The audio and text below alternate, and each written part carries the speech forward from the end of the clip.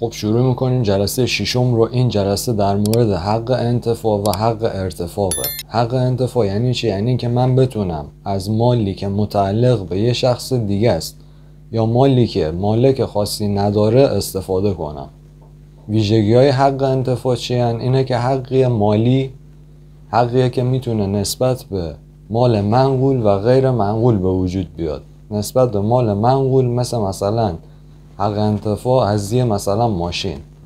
حق انتفاع نسبت به مثلا مال غیر منقول مثل حق انتفاع از یه زمین. از اونجایی که حق انتفاع یک حق مالیه بعد از فوت به وراث شخص میرسه. حق انتفاع میتونه که دائم یا موقت برقرار بشه. حق انتفاع به واسطه یک عقد به اسم عقد حبس به وجود میاد.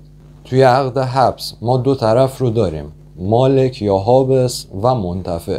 عقد حبس ویژگیاش اینه که عقدیه که میتونه معوض یا بلاعوض یا مجانی منعقد بشه. موضوع عقد حبس بایستی از اموال مصرف نشدنی باشه، یعنی مالی که با استفاده ازش از بین نره. عقد حبس جزء عقود لازمه به غیر از حبس مطلق که جزء عقود جایزه. عقد حبس عقدیه که عینیه. یعنی چی؟ یعنی اینکه برای اینکه این عقد منعقد بشه حتما بایستی اون مال مورد معامله به طرف مقابل تحویل داده بشه، قبض بشه. حالا میگیم که اهلیت در حق انتفاع به چه صورته؟ برای عقد حبس بایستی مالک و منتفع هر دوتا اهلیت یعنی بلوغ، عقل و رشد رو داشته باشن. اما این قضیه استثنایی داره، اونم توی حبس بلاعوض یا مجانی هست.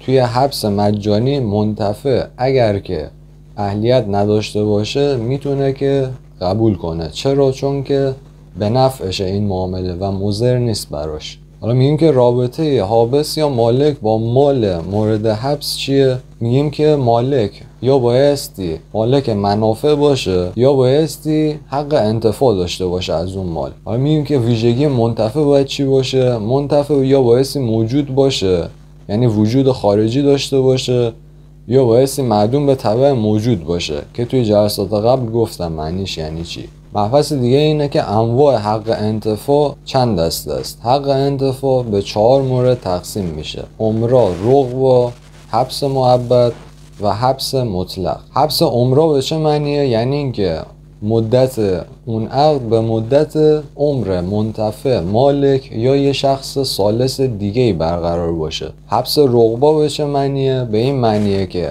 مدت اون عقد معین شده است، برای مثال مثلا 6 ماه. حبس مؤبد چیه؟ حبس مؤبد همون جوری که از اسمش پیداست الالعبده، یعنی تا آخر برقراره. حالا تفاوت حبس مؤبد با حبس مطلق توی چیه؟ میگیم که توی اینه که توی حبس مطلق مدت اون عقد ساکت گذاشته شده، یعنی مشخص نشده، اما توی حبس مؤبد تا ابد مشخص شده. حالا میگیم که ویژگی های حبس مطلق چیه؟ حبس مطلق اصولا تا آخر عمر مالک برقراره و با فوت مالک زائل میشه، اما با هجر مالک زائل نمیشه و مدت اون عقد توش ساکت گذاشته میشه. مالک قبل از فوت حق رجوع داره. یعنی چی؟ یعنی اینکه میتونه قبل از اینکه بمیره عقدو به هم بزنه. حالا میگیم که منظور از سکنا یعنی چی؟ سکنا حق انتفاعیه که موضوعش سکونت توی خونه است که میتونه به 4 مدلی که توی موارد قبل اشاره کردم، یعنی رغبا، عمرا، حبس مؤبد و حبس مطلق برقرار بشه. حالا میگیم که منتفع چه تکلیفی داره توی این حق انتفاع؟ میگیم که منتفع نبایستی از اون مال سوء استفاده کنه، نبایستی تعدی و تفریط کنه. حالا میگیم که تعدی و تفریط یعنی چی؟ تعدی به معنی کاریه که شخص انجام داد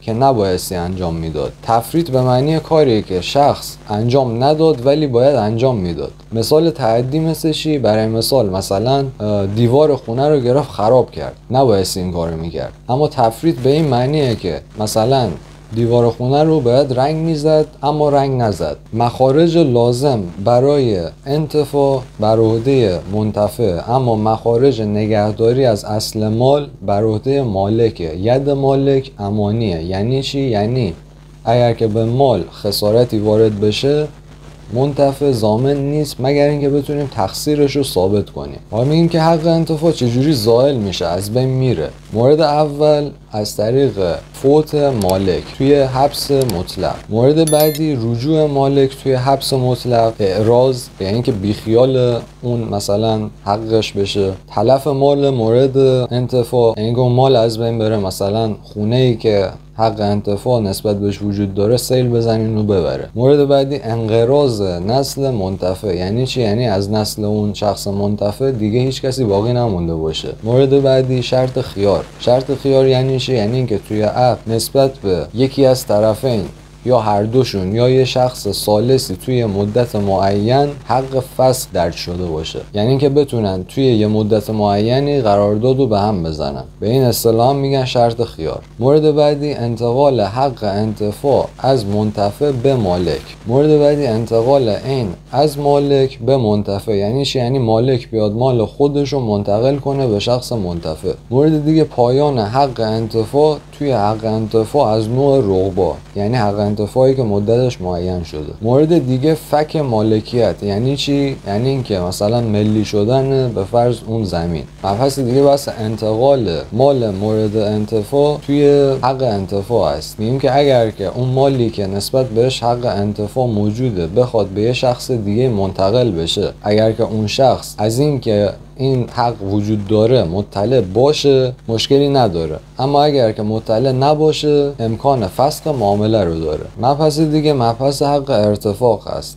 حق ارتفاق یعنی چی؟ حقیه که جانبی به واسطه همسایگی ملک یه شخصی نسبت به ملک شخص دیگه به وجود میاد. یعنی چی؟ یعنی برای مثلا من یه دیگه زمین دارم، بایستی برای اینکه بتونم از زمین خودم عبور کنم اول از زمین همسایه رد بشم که برسم به زمین خودم. به این حق میگن حق ارتفاق. حق ارتفاق حقیه که فقط مخصوص اموال غیر منقوله و حتی توی همون اموال غیر منقول هم مختص اعیان و زمینه. یعنی چی؟ یعنی که حق ارتفاع حتی نسبت به انواع دیگه مال غیر منقول هم برقرار نیست، مثل غیر منقول حکمی و غیر منقول طبعی. حالا میگیم که ویژگی‌های حق ارتفاق چیه؟ حق ارتفاق یه حق مالیه، یه حقی عینیه، یعنی چی؟ نسبت به عین مال به وجود میاد. یه حق جانبیه، یعنی به صرف همسایگی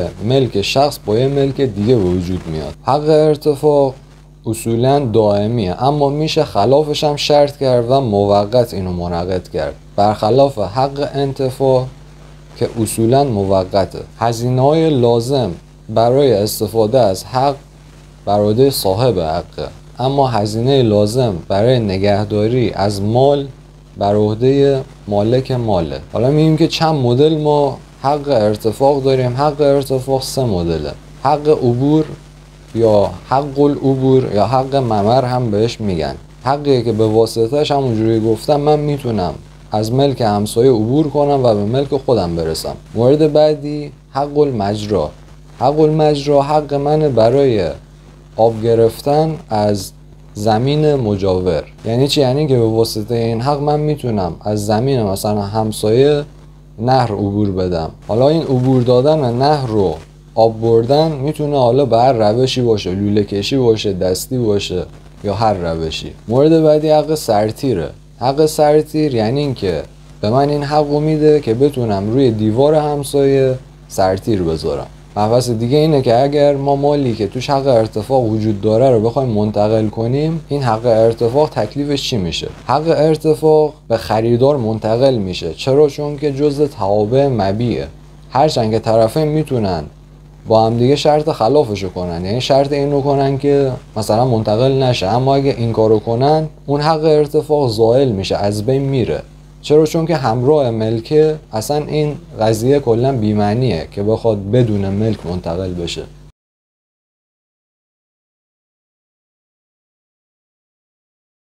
خب تست اول میگه که کدام یک از اموال ذیل اختصاص به اموال غیر منقول داره. تست مربوط به مشاوران حقوقی سال 1380. الف حق انتفاع، ب حق ارتفاق، جیم حق عینی، دال هر 3 مورد. طبق اون چیزی که درس دادم گزینه ب درسته. تست بعدی مربوط به قضاوت سال 91 میگه که کدام مورد در خصوص حق ارتفاق صحیحه. الف برقراری حق ارتفاق الزاما مجانی نیست. ب تصرفی که سابقه اون روشن نیست نمیتونه اماره بر وجود حق ارتفاق باشه. جیم صرف وضع طبیعی ملک نمیتونه اماره بر وجود حق ارتفاق باشه. و دال مخارجی که برای تمتع از حق ارتفاق لازمه بر عهده صاحب حق نه مالک. بازم طبق اون چیزی که من درس دادم گزینه دال صحیحه. تست بعدی میگه که حق ارتفاع در کدام یک از موارد زیر زائل میشه. مربوط به مشاوران حقوقی سال 80. الف در صورت انتقال ملکی که دارای حق ارتفاق در ملک دیگریه. ب در صورت وقف ملکی که مورد حق ارتفاق دیگریه. جیم در صورت تقسیم ملکی که دارای حق ارتفاق دال هیچ کدام. گزینه صحیح میشه گزینه دال. تست بعدی میگه که کدام گزینه غلطه. قضاوت مهر ماه سال 1380. الف در عمرا فوت منتفع پیش از قبض اثری در عقد نداره. ب حق ارتفاق حقی عینی قائم به شخصه. جیم وقف ملکی که در اجاره است جایز نیست. دال هر سه مورد. گزینه صحیح میشه گزینه دال. تست بعدی میگه که کدام یک از عبارات زیر صحیح. قضاوت مهر ماه سال 89. الف حق انتفاع همون مالکیت منفعته. ب حق انتفاع همون اباحه انتفاعه. جیم حق انتفاع همون از در انتفاع. دال هیچ کدام. گزینه صحیح میشه گزینه دال. در توضیحش میگیم حق انتفاع حقی ضعیفتر از مالکیت منفعت. ماده 29 قانون مدنی هم که در مقام بیان انواع حقوق عینیه بین مالکیت منفعت و حق انتفاع تفاوت قائل شده.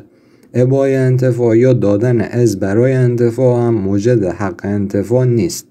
در اباحه انتفاع یا دادن از برای انتفاع از دهنده بدون اینکه حقی به سود دیگری ایجاد کنه استفاده او از مال خودش رو مباح و مجاز میکنه. تست بعدی میگه که در خصوص ارث حق انتفاع کدام مورد صحیحه. وکالت کرمانشاه سال 97. الف تنها چنانچه در قرارداد شرط شده باشه از طریق ارث منتقل میشه. ب در مواردی از طریق ارث منتقل نمیشه. جیم اصولا از طریق ارث منتقل نمیشه. دال مطلقاً از طریق ارث منتقل میشه. گزینه صحیح گزینه ب هست. در توضیحش میگیم حق انتفاع حقی مالی اصولاً همه حقوق مالی بعد از فوت متوفا به وارثان منتقل میشن مگر اینکه قانون به عدم انتقال تصریح کرده باشه یا حق برای صاحب اون به نوع اختصاص ایجاد بشه.